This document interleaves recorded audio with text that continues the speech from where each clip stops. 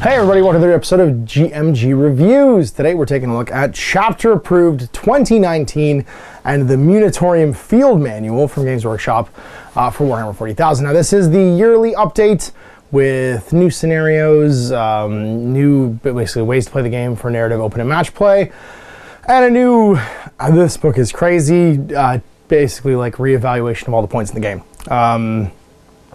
Yeah, we'll talk about this in a minute.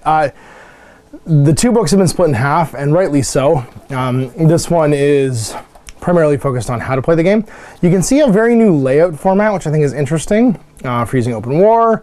There's a random army generator, which I thought was really neat, like how big a game you're going to play, and then how many rolls you do on a chart to see what kind of selections you get to have. Lots of beautiful new color stuff.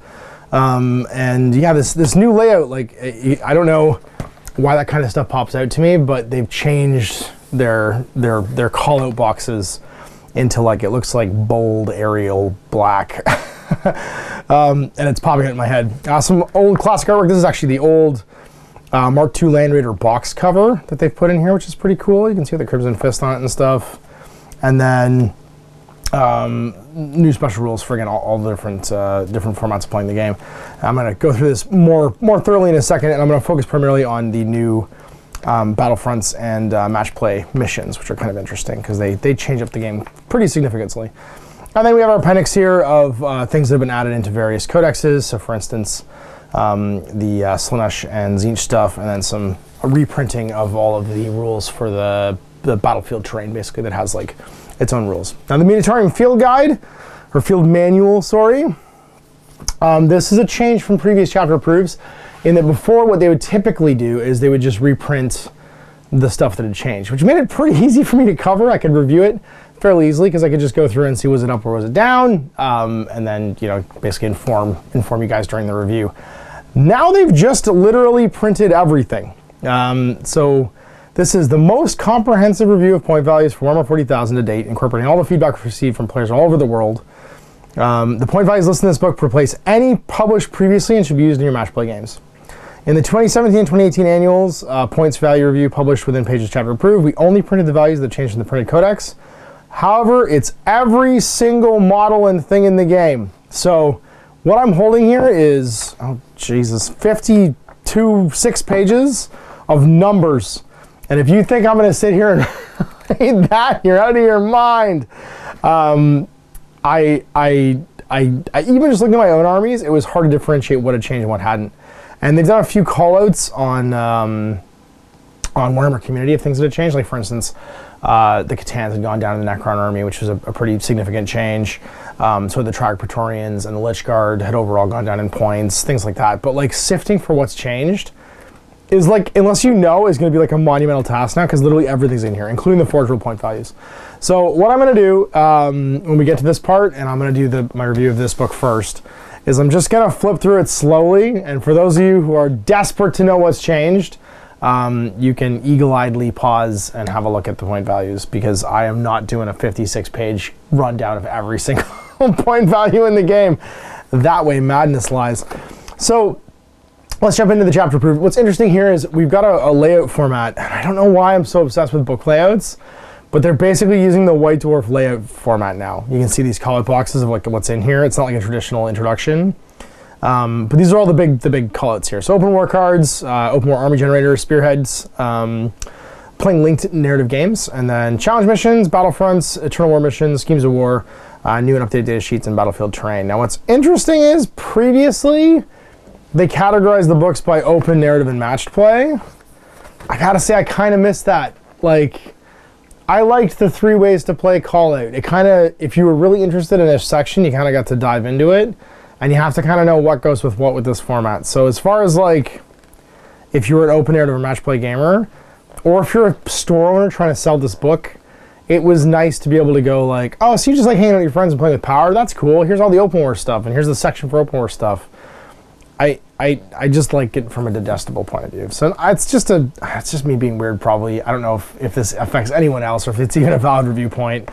But I liked a cleaner layout format beforehand, where the book was divided into 3 sections, just like they've been dividing the game up into 3 sections. So this feels like a magazine, I guess is what I'm trying to say, versus the other one felt like a rule book, you know what I mean, that was updating the game.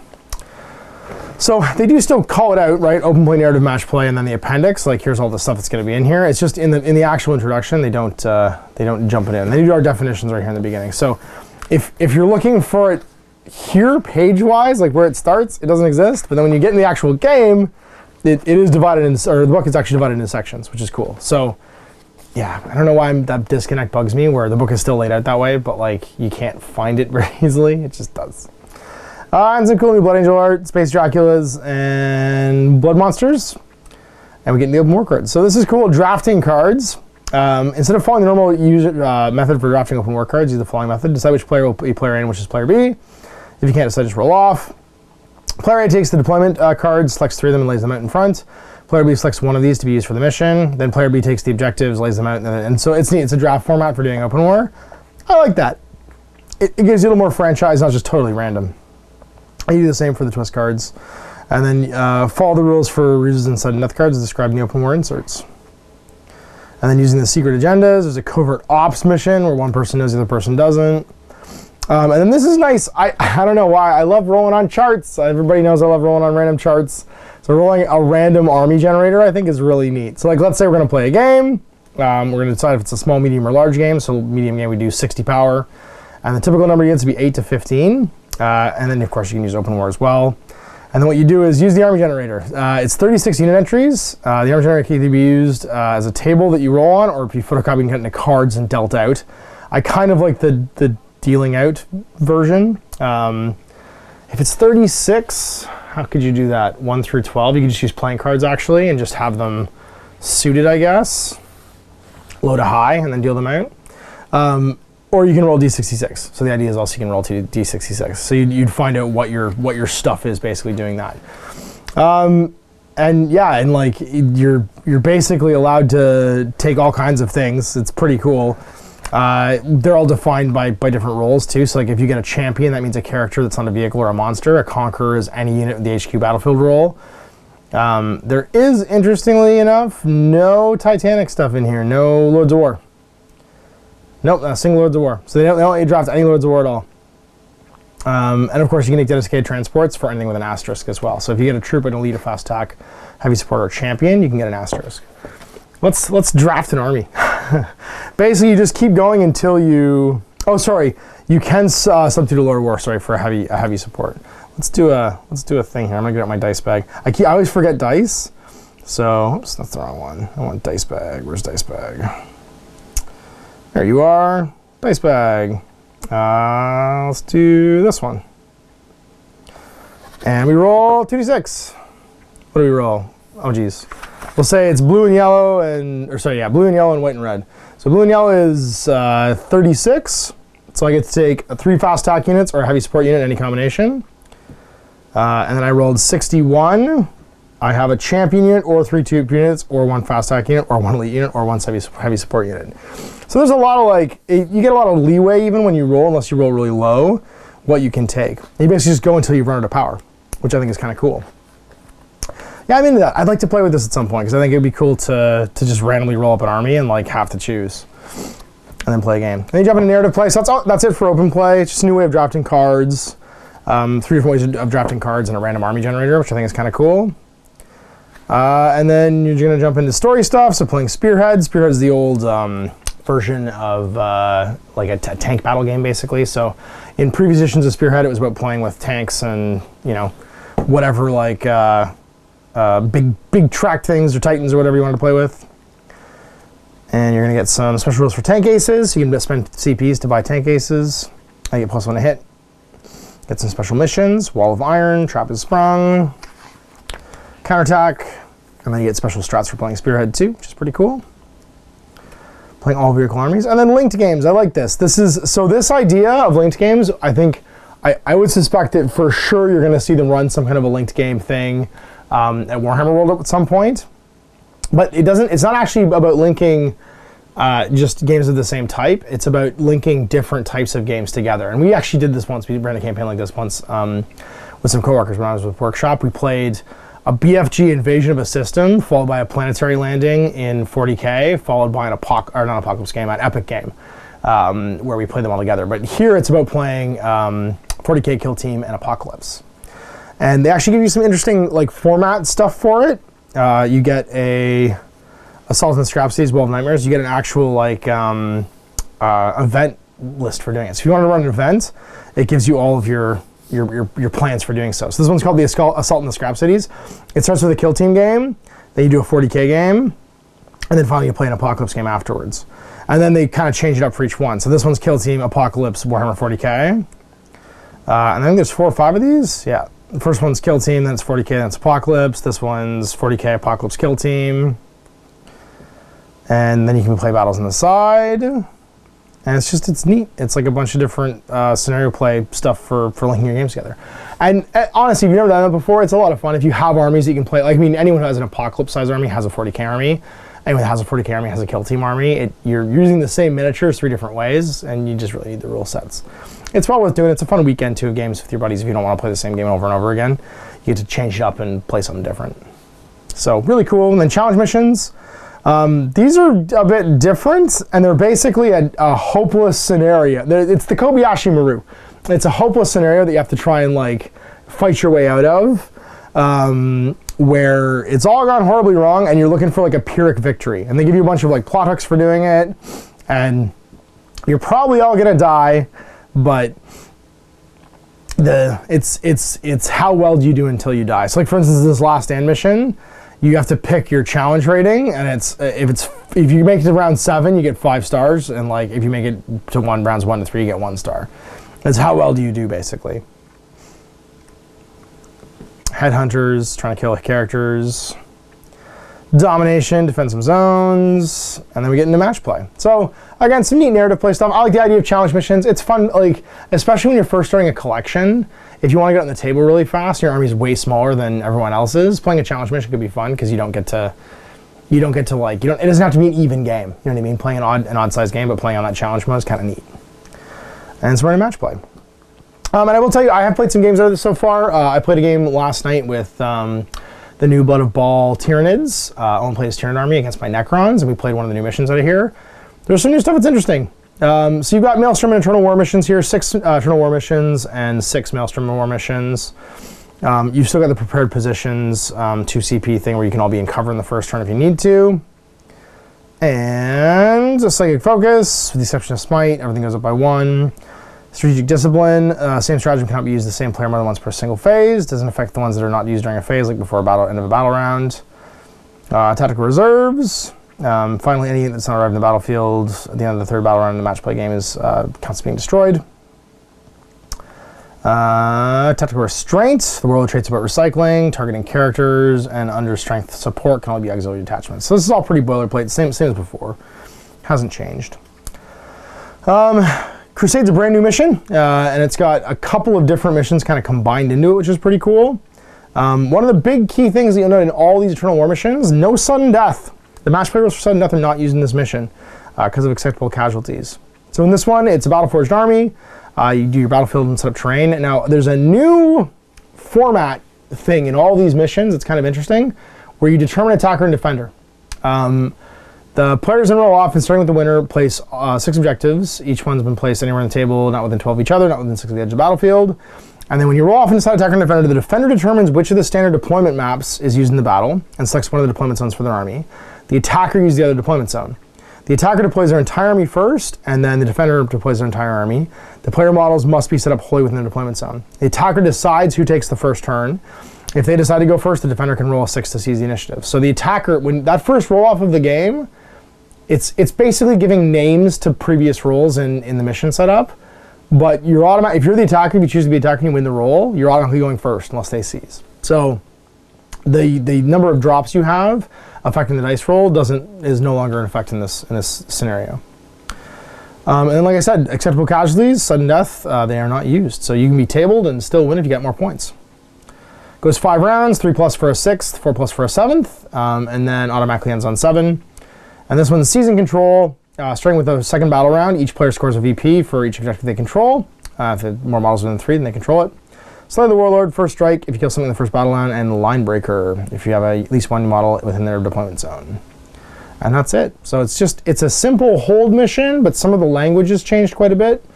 And that holding objectives, basically, it only starts in the second battle round, and you're scoring on your turns, so pushing each other off and on and off and on will push people back and forth. Scorched Earth, it's a 2017 mission, and it's an interesting one because you're trying to burn objectives.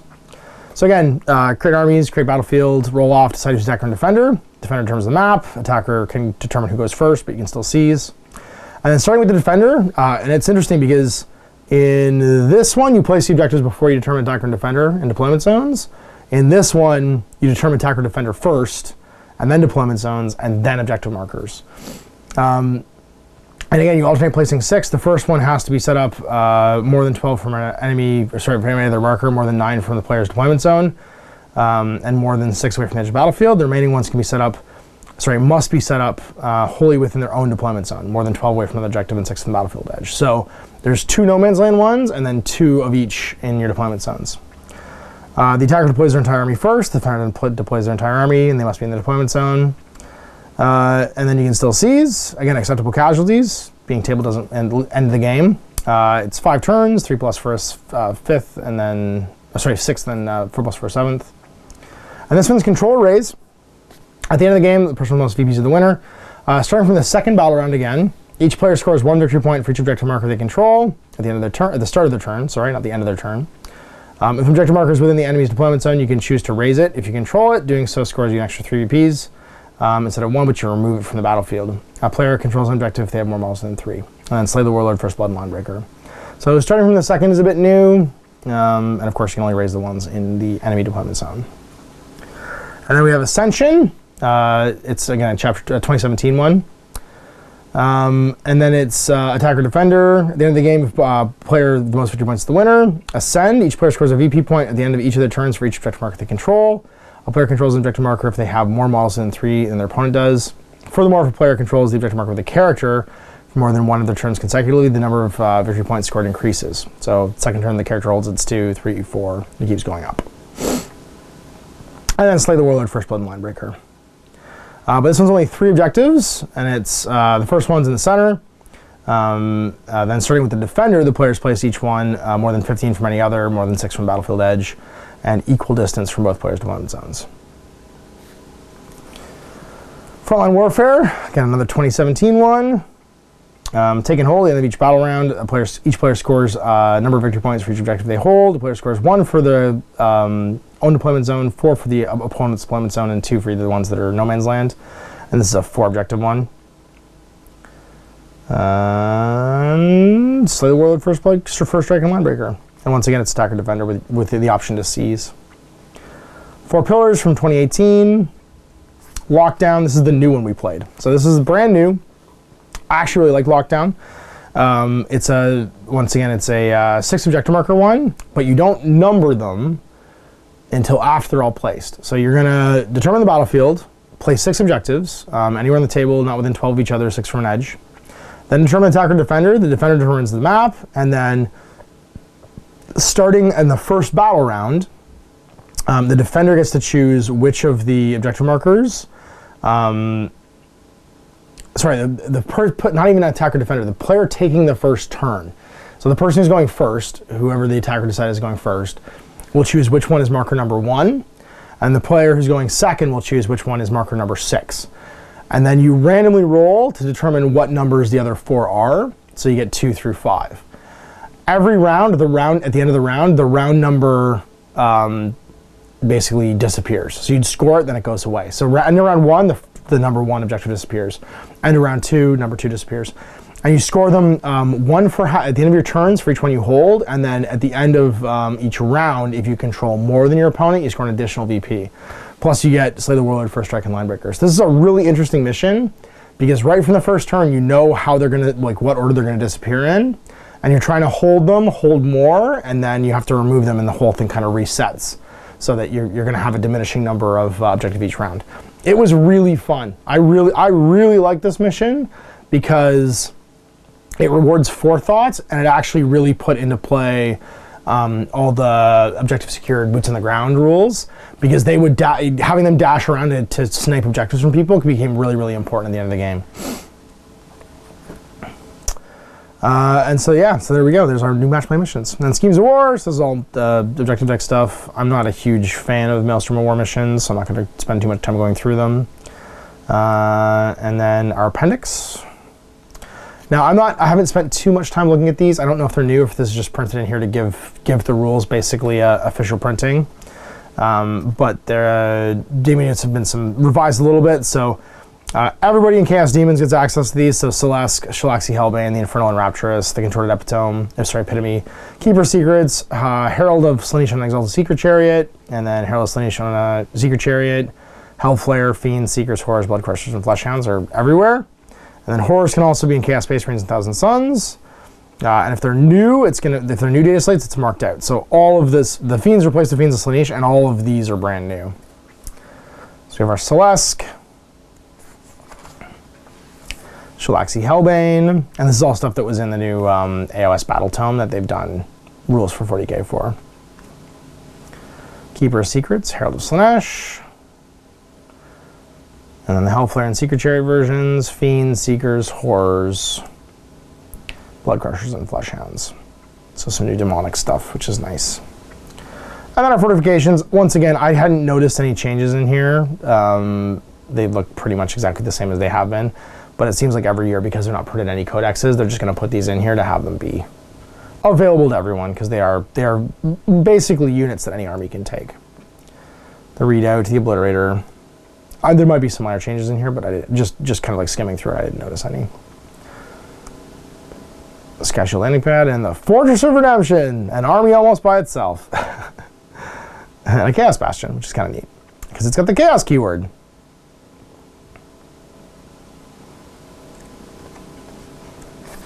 I like this Chaos Bastion. They give you a bad guy Bastion. And it explodes for some reason. And then the general terrain, like woodlands, barricades, thermic plasma conduits, ruins, containers, craters, all this stuff from the core game. Obstacles, statuary, the Death World Forest, and the Frontieris Structure from that little table in a box kit. And that's it. So there's our flip through and review of the 2019 chapter approved. What I liked the most about this was most of the stuff in here was new. You got like the random army generator. There wasn't really a reprint of anything from the previous years. And while it seems a bit smaller than previous years, I think the page count's 111. There's almost no filler. It's almost entirely rules, and of course all of the point values being pulled out of it makes it a bit shorter as well, having it be a separate book. So I'm really happy with it. I think this is especially from like the random chart stuff, a neat new thing. And I really like Lockdown. I think that's a really cool new Eternal War mission. And we played it on Owen's channel. You'll see it coming up soon, but you'll see it actually relatively soon in my channel as well.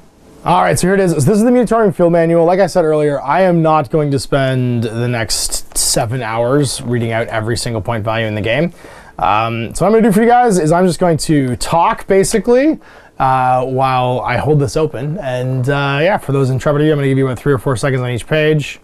You can pause and have a look if you think that there's something cool and new in here. Hopefully nothing really gets cropped out, and my giant head is not sitting over top of this too badly. But everything new is in here. The Sisters are in here. All the new units from the various updates in the Psychic Awakening books are in here. My Space Wolves are in here. I didn't catch anything that was like, oh geez, this didn't exist anymore, or this is brand new. But for the most part, you've got literally every weapon, and it's printed here multiple times. Because, like, you know, an Astarte shotgun is different, or I guess a Cerberus Launcher or a Combi Flamer is worth more points on one guy than another. So like it's literally printed again for the Death Watch, and then it's printed again for the Grey Knight. So like it's every army book section by section printed again and again. Which isn't, I mean, it's not terrible, but like yeah, from the purpose of like of talking about it, this is a lot. This is a whole bunch. The new Sister stuff is in here, so if you didn't have a chance to grab the new Sisters Codex in the army box. All the point values are in here as well, which is pretty cool. They shifted some stuff around too, like for instance the big Super Knight with the volcano cannon. They added 100 points to his point value previously. Now they just made his gun more expensive. So he's basically only 10 points more than the regular or the Valiant. And now his gun is like way more expensive because previously, if they were unique weapons, they were just point costed at 0 and built into the point cost of the guy. They upped his gun price instead for some weird reason. So I'm not super sure why, but I guess it's maybe just to be more consistent with how they do things. And a few things have gone down. Most of the highlights of what went down seem to have been spoiled on Warhammer community. Like for instance, my Catans both got cheaper. I think he's like 225 in the current rules, and he's 180 now. It's like 45 point discount on him, which is pretty cool. My Triarch Praetorians went down to 100 points from like 125 or something like that. Things changed fairly significantly. I didn't even look at Tau. Owen noticed like maybe a 1 or 2 point reduction on his Tyranids. A few things got a little bit cheaper, but nothing like totally insane. And then all the Forge World stuff's in here too. So you've got your Astrea super heavy tank. And all this stuff again excludes war gear for the most part, unless it's a special character, in which case they build it in because it's just easier. And they don't have to print a million different weird named weapons that those guys have, because they've all usually got like a unique gun or a unique sword or something. And nobody wants to deal with that. Reaver Battle Titan's still 4,000 points. It's hilarious. And your Warbringer's 5,000 points. Your Warlord's 6,000 points. So you can fight 3 armies by himself. The Aryan Cults, the Lords of Ruin, Children of the Warp. Some of these names, man. Atoas Rao Carries. He's 1,500 points. He's a big boy. Heretic Titans, same as their loyal friends, except they don't get the Warmonger or whatever. Some Necrons, some Orcs, some Tau, and then of course the Space Bugs at the back, and also miscellaneous stuff. They put in the Rogue Trader guys, as well as the Blackstone Fortress guys. So they got updated as well. They're in there. And there it is. The Munitorium Field Manual? Guide, manual, not guide this time around. As well as Chapter Proof 2019. I hope you enjoyed that look at these 2 new books. I like that it's split up. I like that every point value in the game is in here. Obviously made it like impossible to do like a full blow by blow of, without this video being like 9,000 hours long. But I am stoked for the new mission. Lockdown is a really good addition to the mission generation system. It's a fun one to play, and I like progressive scoring and stuff too. And then I'm stoked to try and do a random army generator thing. We don't play with power very often here, but because most people come in and play match play games. But I would be totally stoked to just like sit down with maybe Owen or Chris, and we'll just randomly roll up armies and see what we get, and then try and play a game. So anyway, we'll see you for more of these reviews in the future. Next time I'm Ash. Happy Wargaming. I hope you enjoyed that video. If you want to support the channel, of course, like and subscribe and hit the little bell below so you get notifications when I post future content. I do post stuff 7 days a week. If you want to support the channel further, you can, of course, buy a t-shirt through Spreadshirt, buy a measuring gauge or objective markers from Desperate Designs, or, of course, most importantly, there is Patreon. Patreon is what makes all this possible, keeps the lights on, pays for the studio costs, pays for the equipment, model costs, and everything else, and most importantly, puts food in my kids' bellies and a roof over their heads. Big thanks to everyone, past, future, who supported me. I do this stuff because of you guys, and of course, I will continue doing it as long as I can.